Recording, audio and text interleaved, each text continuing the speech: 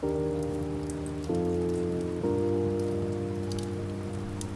guys, this is just a quick trigger warning. This episode does discuss murder and may be disturbing to some listeners. Please take care.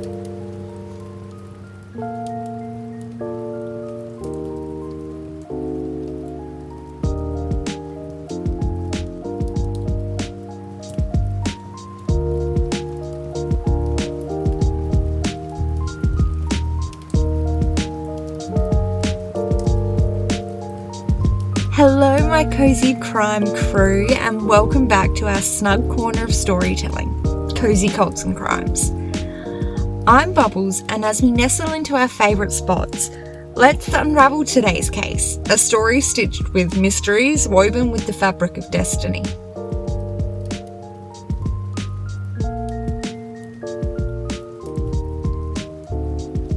In the vast urban quilt of New York City, where the Durst Organization's towers reach for the sky, we find Robert Durst. Unlike the crystal panes of those lofty buildings, his life was a patchwork of secrets, a chronicle embroidered with dark events that trailed him like silent echoes.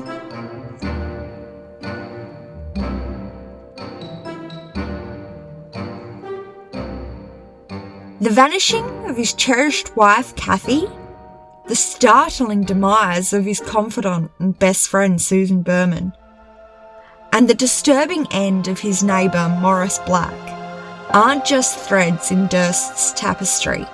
They are puzzles cloaked in the shadows of his remarkable existence.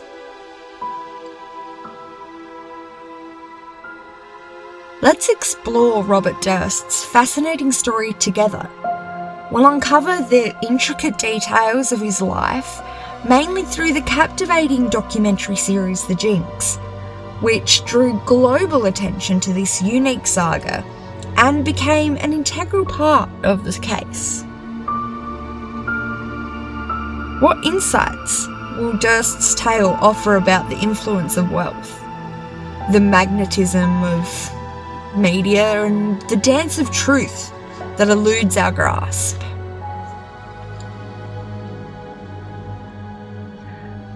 The life of Robert Durst is not solely a public spectacle. It's also a profoundly human tale of family and the lasting impressions of childhood.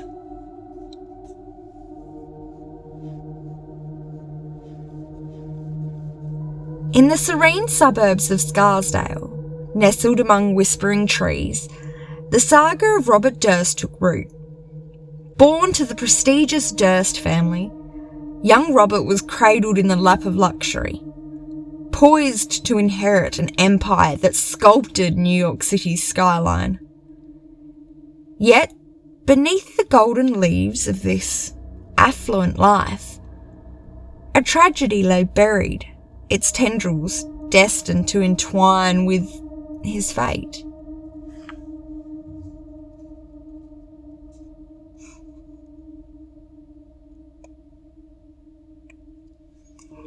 The untimely loss of his mother, Bernice, cast a long shadow over Robert's childhood.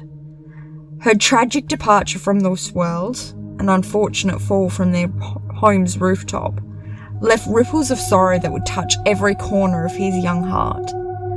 The memory of that fateful day, as recounted by Robert, was a scene of such gravity that it seared itself into his very being. Yet this memory stands contested by his younger brother Douglas, casting a haze of doubt over the clarity of the past.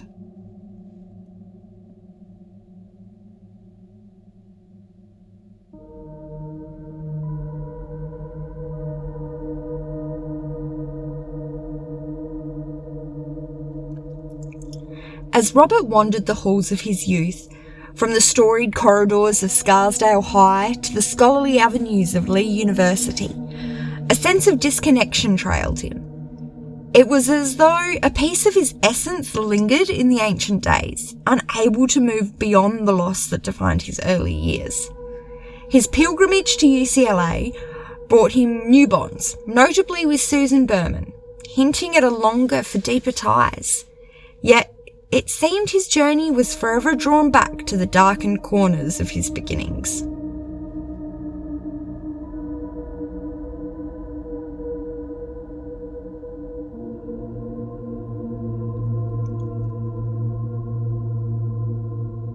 A pivotal chapter unfolded when Robert's father Seymour bestowed the family legacy not upon the eldest son Robert, but his younger brother Douglas.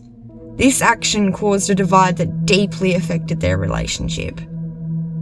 Douglas has been quoted to say that Robert treated him miserably, revealing the bitter roots of their discord. This was no mere skirmish over business. It was a duel for recognition, a battle for a place within a lineage where one's name was quite literally etched in stone.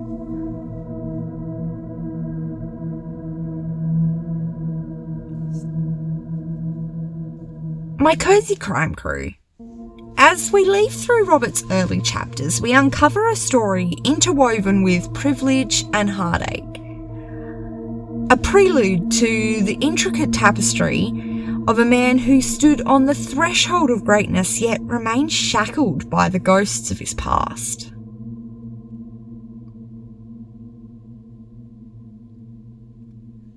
And as we continue to turn the pages of Robert Durst's life, we come upon a chapter that casts probably the longest shadow over the narrative.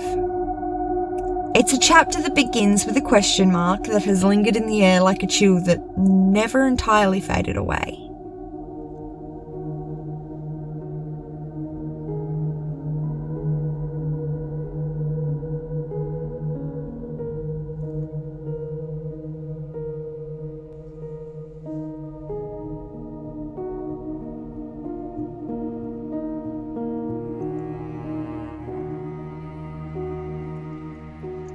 The year was 1982, a time of uncertainty that would forever mark the life of Kathie McCormick Durst.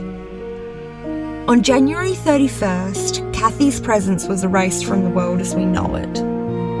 Her husband, Robert, claimed to have last seen her at a train station in South Salem, bound for their apartment in Manhattan, New York.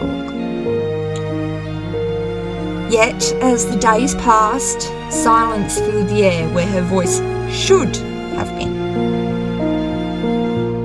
The search for Kathie became a tapestry of dead ends and haunting questions. Her fate remains a mystery to all those who seek the truth. The marriage of Kathie and Robert, once painted with the hues of romance and social galas, was marred by a storm brewing beneath the surface. Whispers of abuse and control bled through the canvas of their life together, culminating in a harrowing story where Kathie was forced to endure an abortion against her will. That was Robert who forced her to do that. Kathie's family saw the brushstrokes of Robert's dominance and aggression, a portrait of pain hidden behind closed doors.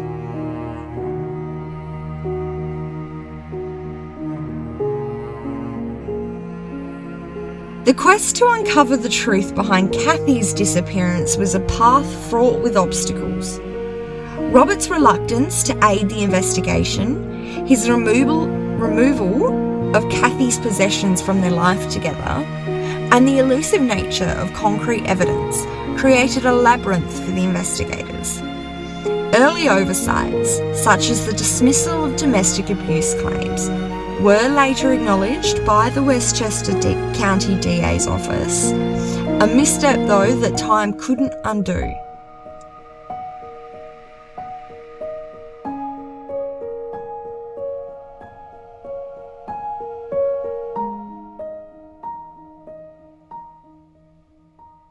Amidst the silence, rumours and theories swirled around like autumn leaves.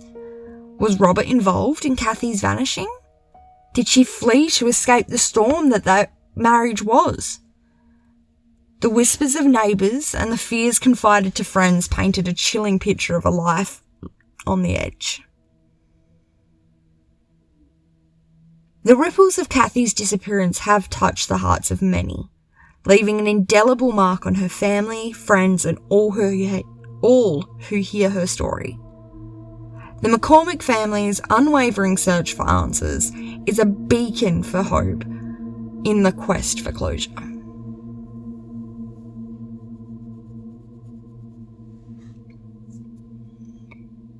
As we continue to weave through the intricate narrative of Robert Durst, we now arrive at a juncture where past and present collide. The disappearance of Kathie McCormick left a question that echoed through the years, a haunting melody in the symphony of a mystery.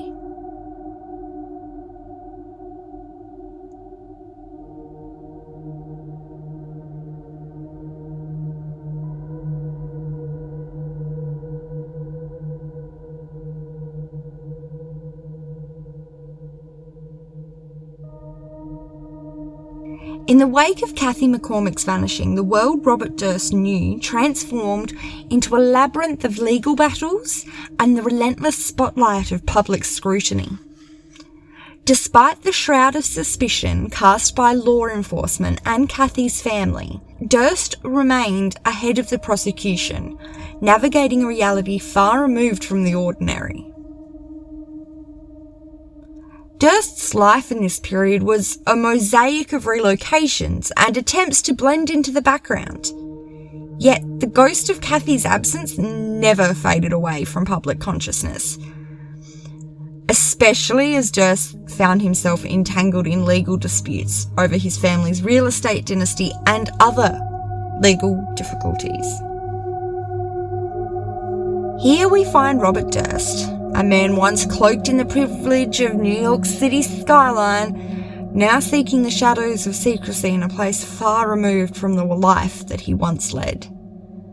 In the coastal enclave of Galveston Bay, Texas, Durst's path crosses with that of Morris Black, setting the stage for a case as confounding as it is chilling. In the year 2000, Durst, burdened by the new investigation into his wife Kathie's disappearance, led by the Westchester DA at the time, Janine Pirot, he sought to vanish within the fabric of a city far from the life he once knew. Assuming the guise of Dorothy Siner, a mute woman whose identity he, quote, borrowed, Durst embraced a life of seclusion in a modest apartment, a stark departure from his former opulence.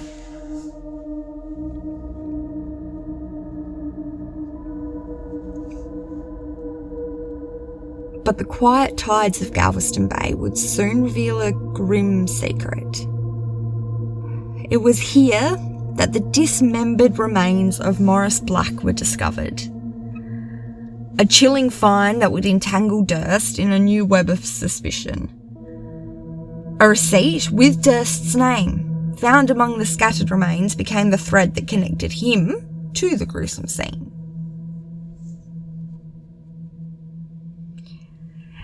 Now, some police go back to Black's residence to find blood that has been attempted to be cleaned up in the common hallway between Black's apartment and the apartment next door.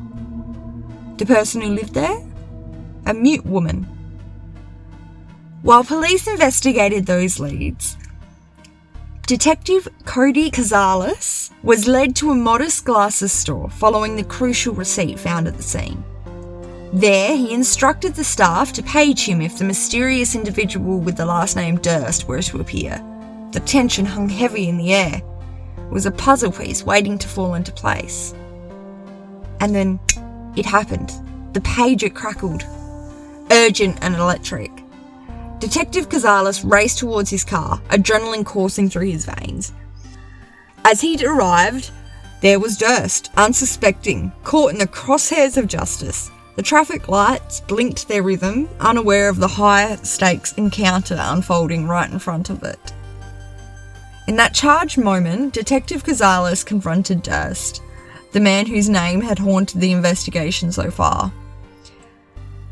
The dismembered remains, the chilling scene, it all converged at this intersection of fate.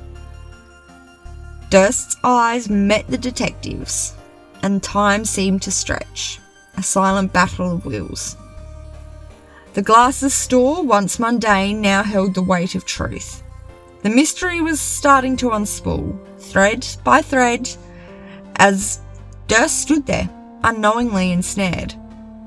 And in that fleeting instant, justice edged closer and closer, casting its long shadow over the quiet streets of Galveston Bay.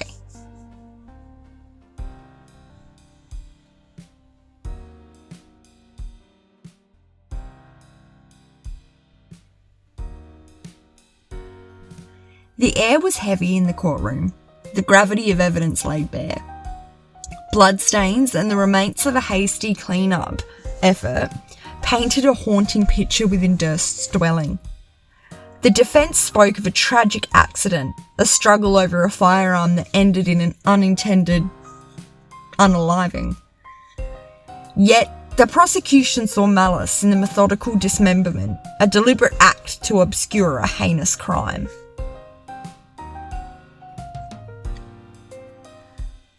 The jury, facing a tale of panic and desperation, found resonance in the narrative of an accidental killing. Durst's acquittal, yes, you heard me right, Durst's acquittal on the murder charge left many, many questions unanswered. A verdict that would echo in the annals of criminal history. And here we leave behind the murky waters of Galveston Bay and the tragic tale of Morris Black. Our journey through the labyrinth of Robert Durst's life brings us to another pivotal chapter though. It is a chapter that beckons us back to the bustling streets of Los Angeles, where the life of one Susan Berman unfolds. A life interlaced with loyalty, literature, and legacy.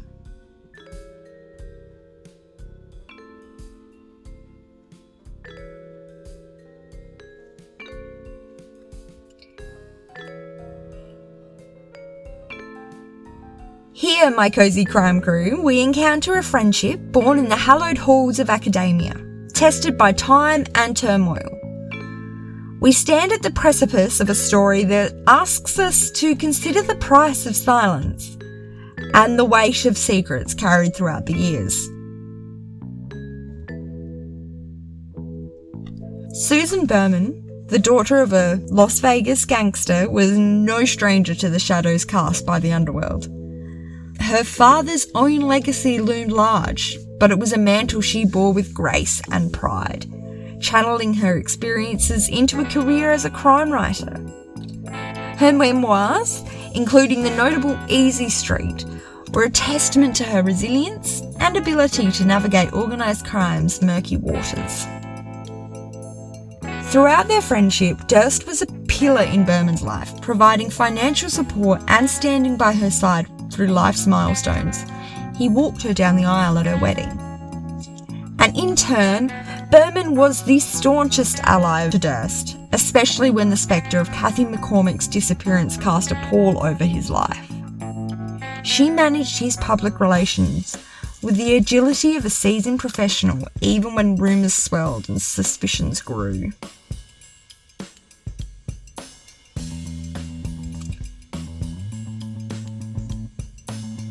But it was this very trust that prosecutors later argued led to Berman's untimely demise. In the winter of 2000, just before Christmas, she was found murdered, her life cut short by a bullet. This crime would eventually see Durst in the defendant's seat again, facing the consequences of a bond that turned fatal.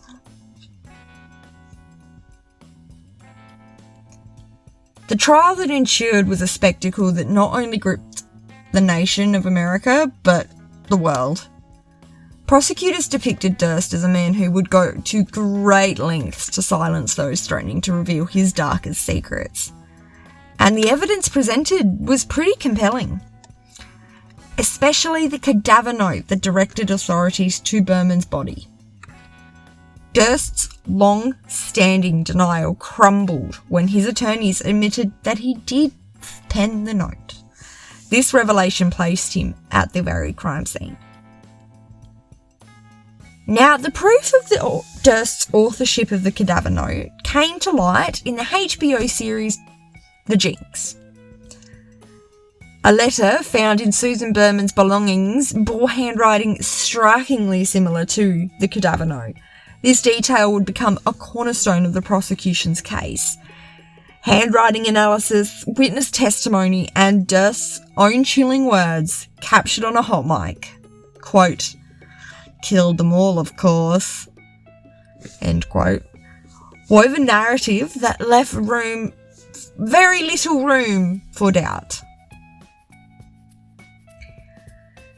In 2021, Durst was finally convicted of the heinous murder of Susan Berman. This long-awaited verdict marked the end of a gripping saga that revolved around the intricate dynamics of friendship and betrayal. This trial also served as a poignant reminder of the extraordinary lengths people are willing to go to safeguard their deepest and darkest secrets. Ultimately, it underscored the unwavering and timeless power of truth in unravelling even the most complex webs of deception. And as the gavel falls on the trial of Susan Berman, we now shift our gaze from courtroom to the small screen, where the saga of Robert Durst unfolded in a different light. We're entering the world of the Jinx, the life and deaths of Robert Durst, a documentary series done by Andrew Jarecki that peels back the layers of a mystery that has captivated the entire world. The HBO documentary series The Jinx cast a spotlight on the dark corners of this mystery, with Robert's words fanning the flames of suspicion. His off-camera confession, a slip of the tongue that reverberated through the halls of justice, became the key that reopened the doors to an investigation. Part 1 of this groundbreaking series, crafted by Andrew Jarecki, as I said, takes us through Durst's strange and tumultuous history. It explores the still unsolved disappearance of his wife Kathie, the, at the time, unsolved murder of his confidant and best friend Susan Berman, and then his baffling case around Morris Black. And through meticulous compilation of evidence, interviews, and Durst's own unsettling statements, The Jinx invites us to look closer at the man behind the headlines and how creepy he really is. And then 9 years later, yes, 9 years later, Part 2 continued the investigation, unveiling material once shrouded in secrecy. Prison calls that echo with Durst's really unique voice, go look his voice up. And testimonies of witnesses who had remained silent until the series called. This continuation sheds light on the 8 years following Durst's infamous hot mic confession, quote, "Killed them all, of course," and offered new insights into the intricate dance of evasion and exposure. The public's view of Durst, once a figure shrouded in ambiguity, has been forever shaped by the Jinx. The series not only captivated audiences with its chilling narrative, but also played a pivotal role in the legal odyssey that followed. Durst's whispered words, "Killed them all, of course," reverberated beyond the confines of a bathroom, contributing to a shifting perception of a man long suspected of some pretty heinous crimes.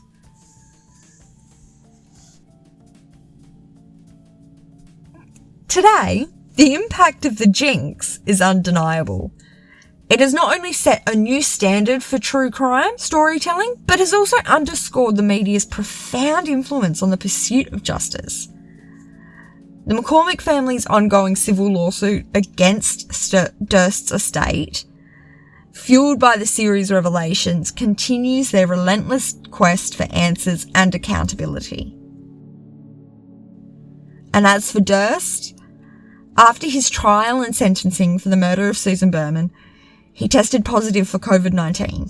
He was hospitalised and placed on a ventilator.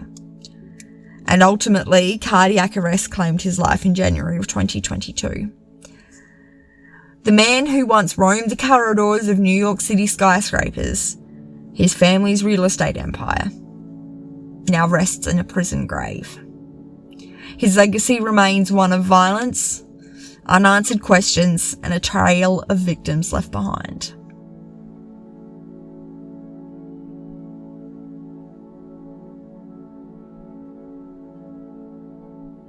And so, my cozy crime crew, as we reach the end of today's journey, a path that has taken us through the twists and turns of a story that continues to intrigue and confound. We've delved into the depths of Robert Durst's complex life, witnessed the power of documentary filmmaking in the Jinx, and pondered the elusive nature of truth. And as the curtain falls on this episode, we are reminded that the quest for justice is never truly over. The stories we share are chapters in an ongoing narrative, each a piece of this giant puzzle that challenges our perceptions and ignites our curiosity.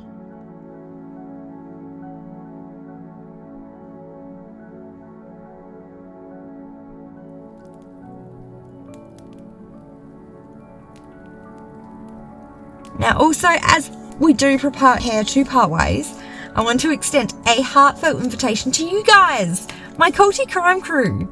If you are curious about a cult or a crime story that you think needs to be told, I invite you to email me at cozy.cults.crimes@gmail.com. That's cozy.cults.crimes@gmail.com. Your interests and insights help me shape these episodes, and I hope together we can continue to uncover the mysteries that lie hidden in the shadows. Now, if today's episode has touched you, if it stirred something within, please take a moment for yourself. Practice self-care, reach out to a friend, or enjoy a warm cup of tea wrapped in your dressing gown, hoodie, or comfy clothes, whatever makes you happiest. Look after yourselves, because it's in looking after our own souls that we find the strength to face the complexities of life. Until next time, keep that flame of curiosity burning, but never forget the warmth of the fires that keep us all connected. Be well, stay cozy, and remember, in pursuing truth, we always hope to find the light.